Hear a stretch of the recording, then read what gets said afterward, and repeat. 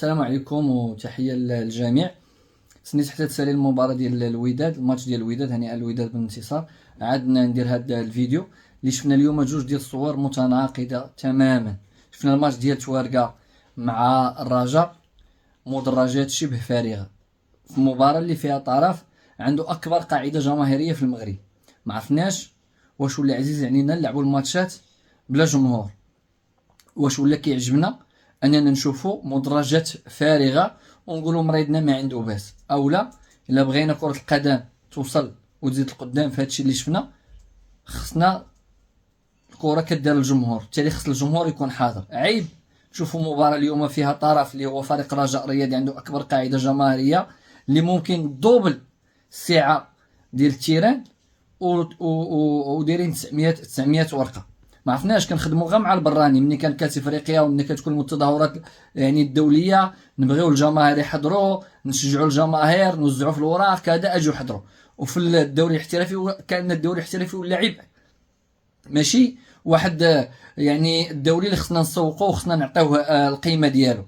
هذا الامر هذا ما بقاش مقبول. خصنا نخدموا مادام درنا تيرانات على اعلى مستوى ودرنا فيهم كاميرات على اعلى مستوى، نديروا اجراءات امنيه على اعلى مستوى باش نضمنوا الحضور الجماهيري، وفي المقابل ما يكونش شغب.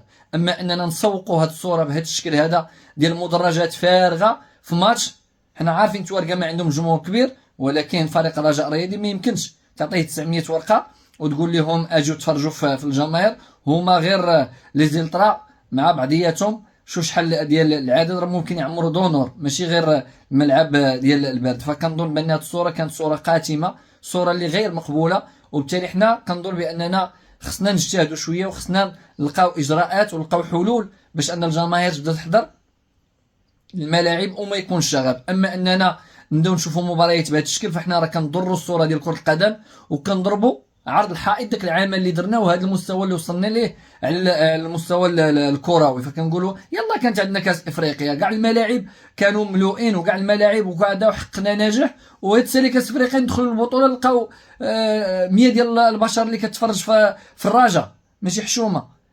اش من صوره باغي نسوقوا، كيفاش باغي نعطيو صوره نخليو ديك الصوره الايجابيه، خصنا نفضل فيه اللي باقي الناس تابعينا وباقي الناس كيتفرجوا فينا. فانا كنظن بان هذه الصوره كانت ما مقبولاش، وكانت صوره تضر وكتضر كره القدم الوطنيه اكثر ما انها كتخدم حق راه ما كاينش شغب، ولكن راه كاين حاجه اخرى اكثر من الشغب اللي هي انا كنشوفوا فريق الرجاء الرياضي طرف المباراه والتيران خاوي، في حين ان كنت عطات ليبيه وطلقات ليبيه غتلقى التيران كله عامر، وغتعطي واحد الصوره اللي هي ايجابيه ورائعه. فالله يرحم الوالدين المسؤولين خصهم يديروا العمل ديالهم، خصوصا على المستوى الامني، ويكون حضور جماهيري في المستوى 5% ممكن دار بين الانديه الكبيره، الرجاء والجيش، الوداد والجيش، طنجه والوداد، طنجه اللي عندهم قاعده جماهيريه كبيره.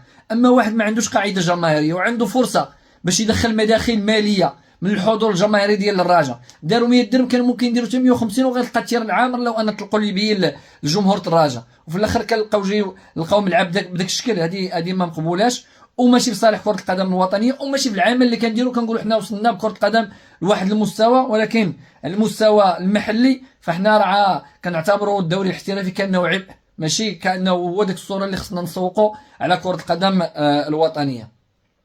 من جهه اخرى شفنا دونور كيفاش كان عامر. شفتوا الجمهور ديال الوداد، هاد الناس، هذه رساله لهذوك الناس اللي بغاو يحرموا كازا من المنتخب وبغاو يهمشوا كازا على المستوى الرياضي. راه الصوره ولا الرساله كانت واضحه اليوم. شوفوا داك الجمهور ديال الوداد من صفر الاربيط حتى عاود صفر سالا الماتش، راك سمعتوا شنو الحيحه اللي كانت والتشجيعات اللي كانت والحضور الجماهيري اللي كان. ماتش عادي، ماشي شي ماتش ما فينال ما دومي فينال ما ربوع، ماتش عادي ديال دور المجموعات، فرقه ديالهم لاعبه.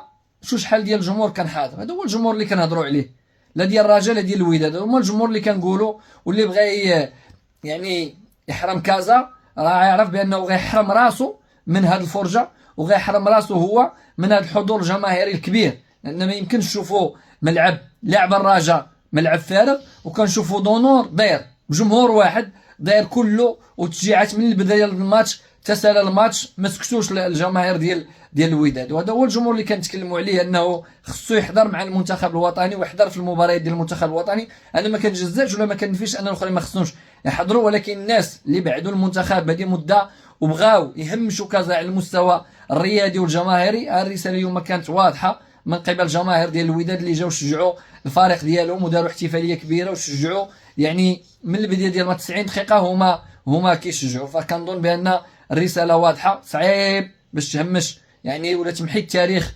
الرياضي ديال دونور وديال الجماهير ديال الرجاء والوداد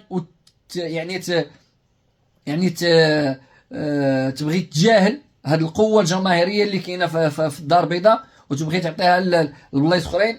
كل فريق عنده الجمهور ديالو، ولكن كيبقى جمهور الرجاء والوداد في الحضور في المباريات يعني استثناء كبير وكبير بزاف. صعيب باش انه يعني يتعود، خصوصا في المباريات ديال المنتخب الوطني اللي كنحتاجوا فيها جمهور قوي اللي يدير الضغط واللي يكون حاضر بقوه. فكنتمنى ان الرساله تكون وصلات، ونتمنى باش ان دار اجراءات يعني عمليه مفعله بشكل سريع باش ان الجماهير تبدا تحضر. بغينا نشوفوا الكره بالجماهير، درنا ملاعب في المستوى، خاص هذيك الملاعب تعمر بالجمهور باش تعطينا فرجه في المستوى كيف ما شفناها في كاس افريقيا. وراه كاين بزاف الوسائل، بغينا نخدموا وننجحوا شي حاجه راه كنجحوها. الا بغينا نفشلوها او لا نخليو بين وبين ونبداو نديروا في هذه الارقام بحال ما هكا، فراه كنضروا غير بالصوره ديال كره القدم الوطنيه ديالنا وبالدوري الاحترافي. تحيه للجميع.